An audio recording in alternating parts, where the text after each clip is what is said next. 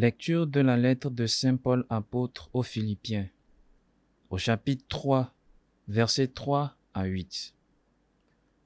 Frères, c'est nous qui sommes les vrais circoncis, nous qui rendons notre culte par l'Esprit de Dieu, nous qui mettons notre fierté dans le Christ Jésus et qui ne plaçons pas notre confiance dans ce qui est charnel.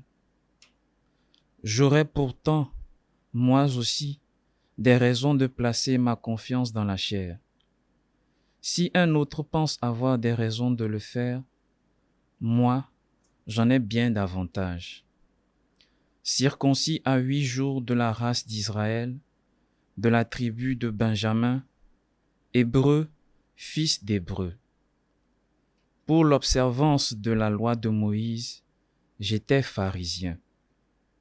Pour ce qui est du zèle, j'étais persécuteur de l'Église.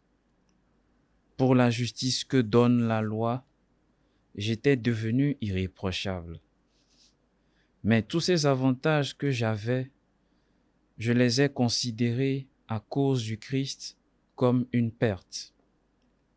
Oui, je considère tout cela comme une perte à cause de ce bien qui dépasse tout, la connaissance du Christ Jésus, mon Seigneur. Parole du Seigneur, nous rendons grâce à Dieu. Joie pour les cœurs qui cherchent Dieu. Chantez et jouez pour lui, redites sans fin ses merveilles. Glorifiez-vous de son nom très saint, joie pour les cœurs qui cherchent Dieu. Joie pour les cœurs qui cherchent Dieu. Cherchez le Seigneur et sa puissance, recherchez sans trêve sa face. Souvenez-vous des merveilles qu'il a faites, de ses prodiges, des jugements qu'il prononça. Joie pour les cœurs qui cherchent Dieu. Vous, la race d'Abraham, son serviteur, les fils de Jacob qu'il a choisis, le Seigneur, c'est lui notre Dieu.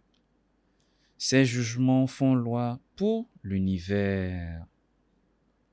Joie pour les cœurs qui cherchent Dieu.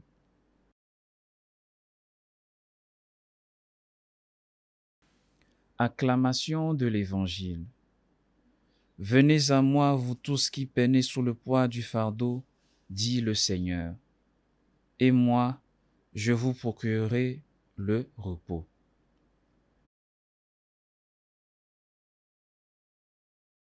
Évangile de Jésus-Christ selon saint Luc. En ce temps-là, les publicains et les pécheurs venaient tous à Jésus pour l'écouter. Les pharisiens et les scribes récriminaient contre lui. Cet homme fait bon accueil aux pécheurs et il mange avec eux. Alors Jésus leur dit cette parabole. Si l'un de vous a 100 brebis et qu'il en perd une, n'abandonne-t-il pas les 99 autres dans le désert pour aller chercher celle qui est perdue jusqu'à ce qu'il la retrouve? Quand il l'a retrouvée, il la prend sur ses épaules tout joyeux, et de retour chez lui, il rassemble ses amis et ses voisins pour leur dire « Réjouissez-vous avec moi, car j'ai retrouvé ma brebis, celle qui était perdue. » Je vous le dis, c'est ainsi qu'il y aura de la joie dans le ciel pour un seul pécheur qui se convertit, plus que pour 99 justes qui n'ont pas besoin de conversion. Ou encore, si une femme a 10 pièces d'argent et qu'elle en perd une, ne va-t-elle pas allumer une lampe, balayer la maison et chercher avec soin jusqu'à ce qu'elle la retrouve? Quand elle l'a retrouvée, elle rassemble ses amis et ses voisines pour leur dire « Réjouissez-vous avec moi, car j'ai retrouvé la pièce d'argent que j'avais perdue. » Ainsi, je vous le dis, il y a de la joie devant les anges de Dieu pour un seul pécheur qui se convertit. Acclamons la parole de Dieu. Louange à toi, Seigneur Jésus.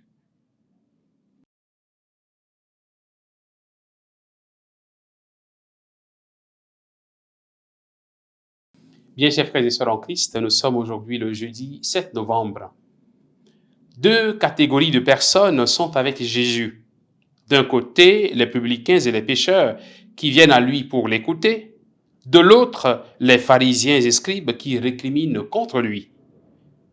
ces derniers trouvent toujours à redire sur tout ce que Jésus dit et fait.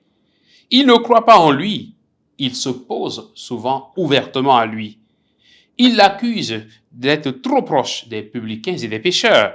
Ils l'accusent de se salir les mains, entre guillemets, au contact des publicains et des pécheurs. Eux se croient purs et irréprochables et condamnent les autres et condamnent même Jésus qui se rapproche de ces autres qu'ils estiment comme être des pécheurs. Dans quelle catégorie nous nous situons?